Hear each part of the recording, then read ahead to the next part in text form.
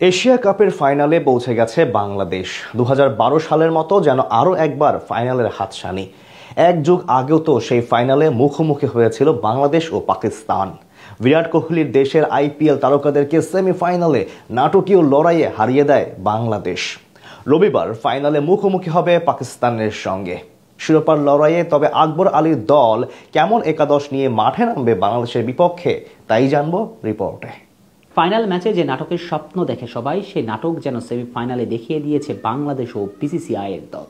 নাটক কাকে বলে, কত প্রকার, সব দেখিয়েছে আকবর আলীরা। যেখানে ক্যাপ্টেন আকবরের প্রয়োজন ছিল দলকে সামনে থেকে নেতৃত্ব দেওয়া, সেখানে তার এক অবিশ্বাস্য ভুল তো বাংলাদেশকে ফাইনালে যাওয়া হতে ডুবেই দিয়েছিল। শেষ বলে দরকার ছিল 4 রান, 2 রান দৌড়ে নিয়ে ফেললেন হার্ষ দুবে। সে সময় ভুল করে বসেন wicket keeper Akbar Ali. 2 run নিলেও বাংলাদেশ 1 রানে ম্যাচ জিতে যায়, কিন্তু তিনি চেষ্টা করেন রান আউট করে দেওয়ার। তখনই বল চলে যায় দূরে, তাতে এই সুযোগ বুঝে দৌড়ে আরো 1 রান নিয়ে নেন তারা। তাতে ম্যাচ হয় ড্র। সেখান থেকে সুপার ওভারেও নাটক। 2 বলে 2 উইকেট তুলে ফেলেন রিপন মন্ডল, তাতে সুপার ওভারে টাইগারদের জন্য জয়ের লক্ষ্য দাঁড়ায় 1 রানে। 6 বলে দরকার মাত্র 1 রান। অভিজ্ঞ ইয়াসির রাব্বি ক্যাচ তুলে দেন বাউন্ডারিতে, তাতে আবারও ঝুঁকিতে পড়ে বাংলাদেশ। ভাবা যায়, যারা অভিজ্ঞতা আন্তর্জাতিক ক্রিকেট খেলার, তিনি কিনা এই দলের হয়ে খেলতে গিয়ে এমন হাস্যকর কাণ্ড করলেন, ঠিক যেন সেই 2016 বিশ্বকাপে বিরাট ও কোহলি ধোনিদের বিপক্ষে মুশফিক রিয়াদদের কাণ্ডের মতো ঘটনার পুনরাবৃত্তি।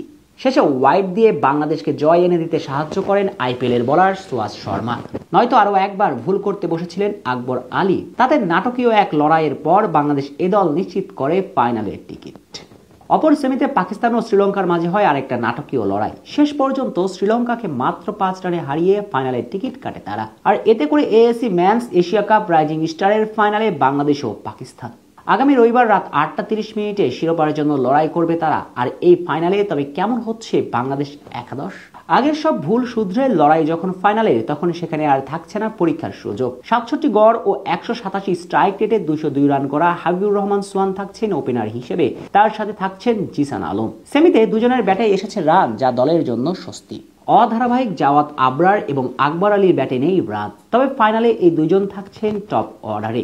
ব্যাটিং তাণ্ডব দেখানো এসএম মেহরাবের পজিশন উঠিয়ে আনা হতে পারে 5 নম্বরে। একাদশে আরো থাকছেন ইয়াসির আলী রাব্বি ও মাহিদুল অঙ্কনের মতো ক্রিকেটাররা। ব্যাটিং লাইন আপে সাজানো হবে এভাবেই। বোলিং এর দিকে থাকছেন আবু হায়দার রনি, আবু গাফফার সাকলাইন, রিপন মন্ডল এবং রকিবুল হাসান। সব মিলিয়ে এই একাদশ নিয়ে ফাইনালে পাকিস্তানের মুখোমুখি হতে চলেছে বাংলাদেশ। তবে আকবর আলীর দল কি পারবে প্রথমবারের মতো এশিয়া কাপের শিরোপা ঘরে তুলতে? ফাইনাল ম্যাচে যে নাটকের স্বপ্ন দেখে সবাই, সেই নাটক যেন সেমিফাইনালে দেখিয়ে দিয়েছে বাংলাদেশ ও বিসিসিআই এর দল। নাটক কাকে বলে, কত প্রকার, সব দেখিয়েছে আকবর আলীরা। যেখানে ক্যাপ্টেন আকবরের প্রয়োজন ছিল দলকে সামনে থেকে নেতৃত্ব দেওয়া, সেখানে তার এক অবিশ্বাস্য ভুল তো বাংলাদেশকে ফাইনালে যাওয়া হতে ডুবেই দিয়েছিল।